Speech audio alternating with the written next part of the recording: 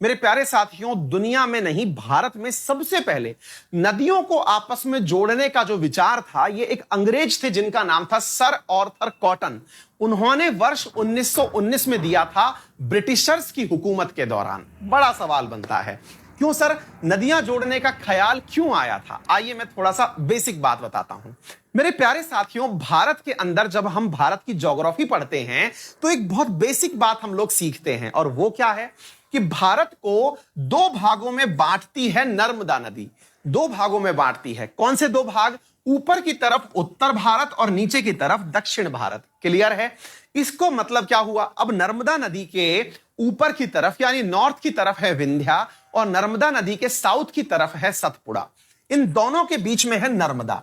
नर्मदा नदी से ऊपर वाला हिस्सा मेरे प्यारे साथियों उत्तर भारत है, और नर्मदा से नीचे वाला जो हिस्सा है ये दक्षिण भारत है। क्यों सर, ये क्यों बताना चाह रहे हो? ध्यान से सुनिए मेरे प्यारे साथियों। उत्तर भारत की अधिकांश नदियां, सारी नहीं, अधिकांश नदियां हिमालय के प्रभाव से बह रही हैं। हिमालय के प्रभाव से बह रही हैं। इसका अर्थ क्या है? उदाहरण के लिए समझिए मेरे प्यारे साथियों, इधर से निकली हुई सिंधु, इधर से निकली हुई गंगा, यमुना, इधर से निकली हुई ब्रह्मपुत्र, ये सारी वो नदियां हैं। इसी प्रकार से घाघरा, गंडक, कोसी, ये सारी वो नदियां हैं जिन्हें मेरे प्यारे साथियों हिमालय की बर्फ ने पिघल करके पानी दिया है। मेरे प्यारे साथियों, जो हिमालय के ग्लेशियर के पिघलने से पानी लेकर चलें, उन नदियों को सदा नीरा कहा जाता है। क्या कहा जाता है? सदा नीरा, हमेशा पानी रहता हो, जिसे क्या कहते हैं? सदा नीरा, पेरिनियल रिवर कहते हैं। आ गई बात समझ में? तो हमारी ये नदियां जो हैं प्रमुखता से पेरिनियल हैं। वहीं नर्मदा हुई, तापी हुई, लूनी हुई, ये पेरिनियल नदियां नहीं हैं, लेकिन हां ये उत्तर भारत की नदियां हैं। इनमें से लूनी तो अंतस्थ नदी ही है, उसके बारे में कभी चर्चा करेंगे। 10 बजे वाले सेशन में तो हम पूरा डिटेल में उसके बारे में भी बताए हुए हैं। आपको भी अगर सुनना हो तो स्वागत है, उसकी कोई फीस नहीं है, एक ही फीस है, रेफरल कोड अंकित 10, उसके अलावा कुछ नहीं। मेरे प्यारे साथियों, अब दूसरी बात सुनिएगा। इनमें तो साल भर पानी रहता है। वहीं दक्षिण भारत की तरफ जब हम चलते हैं तो तीन प्रमुख नदियों के नाम आते हैं, गोदावरी, कृष्णा और कावेरी। इन तीन नदियों के जब नाम आते हैं, गोदावरी नदी वही है जिसे दक्षिण की गंगा कहते हैं। मेरे प्यारे साथियों, गोदावरी नदी के अंदर वर्ष पर्यंत पानी नहीं रहता। आप कहेंगे क्या बात कर रहे हो, पानी सूख जाता है क्या? जी हां। क्यों भाई? क्योंकि गोदावरी नदी में आने वाला पानी साउथ वेस्ट मानसून के कारण आता है, जो कि मई से लेकर सितंबर तक ही इंडिया में रहता है। ऐसी स्थिति में वेस्टर्न घाट पर हुई बारिश ही गोदावरी के अंदर पानी पहुंचाती है। वो बात दूसरी है कि अब डैम बना बना करके नदियों में पानी भर के रखा जाता है। वो बह नहीं रहा होता है, एक प्रकार से समझिए थोड़ा स्थिर हो गया होता है, बहुत ही कम वेग से बह रहा होता है। अच्छी बात है। तो क्या होता है, नदियों में कम पानी जब होता है साथियों, तो ऐसी स्थिति में दक्षिण भारत के अंदर साउथ वेस्ट मानसून तो केवल 4 महीने तक रहा, लेकिन नदियों में पानी कम होने के कारण यहां पर प्रॉपर सिंचाई नहीं हो पाती। प्रॉपर सिंचाई नहीं हो पाती, नदियों के द्वारा पहुंचने वाला पानी। यही कारण है कि इस क्षेत्र में, पर्टिकुलर इस क्षेत्र में जहां पर तेलंगाना है, आपका ईस्टर्न महाराष्ट्र है, ईस्टर्न कर्नाटका है, आंध्र प्रदेश है, यहां सूखा पड़ता है। मेरे प्यारे साथियों, आपको जान के आश्चर्य होगा कि भारत में सबसे ज्यादा सुसाइड करने वाले जो किसान हैं वो इसी क्षेत्र के किसान हैं। महाराष्ट्र का विदर्भ रीजन हुआ, कर्नाटका का क्षेत्र हुआ, आंध्रा और तेलंगाना का क्षेत्र हुआ, जो इस जगह बीचों बीच फंसा रह गया। एक तरफ वेस्टर्न और एक तरफ ईस्टर्न घाट। क्यों? क्योंकि उनके पास में मानसून से ही उम्मीदें हैं। बारिश 50 सेंटीमीटर तक ही है वार्षिक, नदी से पानी मिलता है, लेकिन पूरी सप्लाई यहां पर नहरों से हो नहीं पाती। ऐसी स्थिति में मेरे प्यारे साथियों क्या होता है? ऐसी स्थितियों में यहां पर सूखा पड़ता है। फिर आप पूछेंगे तो फिर सर इसका इलाज बताइए। यह इलाज मैंने नहीं दोस्तों, यह इलाज बताया था इस व्यक्ति ने जिसका नाम है सर आर्थर कॉटन।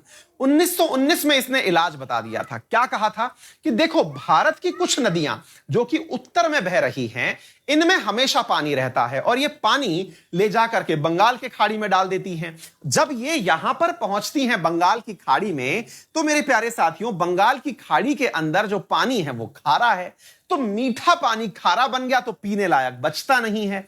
तो क्यों ना ऐसा किया जाए कि नदी जब पानी को गिराए उससे पहले ही नदी का पानी लेकर के कहां डाल दिया जाए? इन नीचे वाली नदियों में डाल दिया जाए। बोलो, इतनी बात समझ में आ गई? यानी उत्तर भारत की नदियों का पानी दक्षिण भारत में दे दिया जाए तो ऐसी स्थिति में इनका वाटर लेवल भी बढ़ेगा, यहां से पानी जो है वो मेरे प्यारे साथियों ऊपर की तरफ भी निकल जाएगा। उम्मीद है हम सबको यह बात भी बहुत अच्छे से समझ में आ गई होगी। क्लियर है? हाँ भाई, हम जान निकाल के रख दे रहे हैं और आप शेयर करने में मेहनत नहीं कर रहे हैं। वो बात सही है कि ये टाइटल इंटरेस्टिंग नहीं है आप लोगों के लिए, क्योंकि ये पढ़ाई से संबंधित बात हो रही है ना। लेकिन साहब मजबूरी है हमारी, क्योंकि हमको पढ़ाना ही पड़ता है। मुझे पढ़ाए बिना समझ में कुछ आता नहीं है तो पढ़ाना तो पड़ेगा।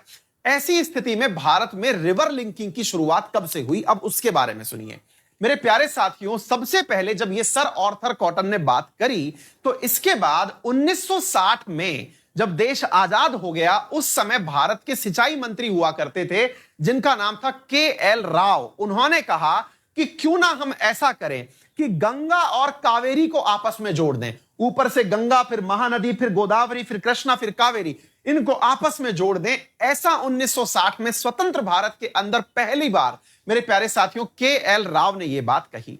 आगे बढ़ते हैं, फिर क्या हुआ?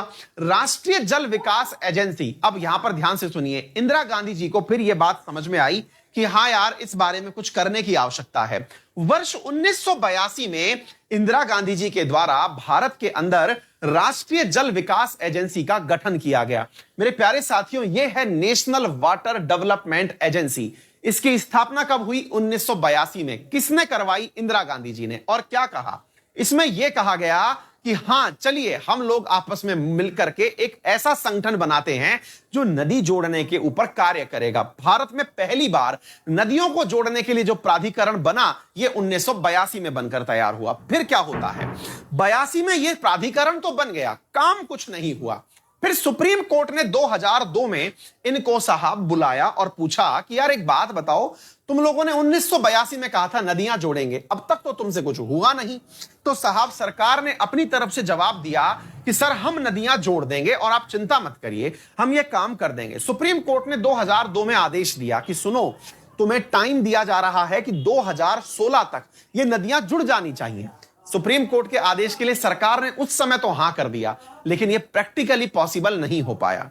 मेरे प्यारे साथियों, फिर सुप्रीम कोर्ट ने इन्हें वापस बुलाया और कहा 2012 में कि बेटा एक बात बताओ, तुमने अभी तक क्या कार्य किया? तो इन्होंने तुरंत आंसर दिया कि सर जब आपने 2002 में हमसे कहा था ना कि नदियां आपस में जोड़ दो, हमने उसी समय पर सर एक टास्क फोर्स का गठन किया था जो वायबिलिटी का अध्ययन कर रही थी। बोले किसका?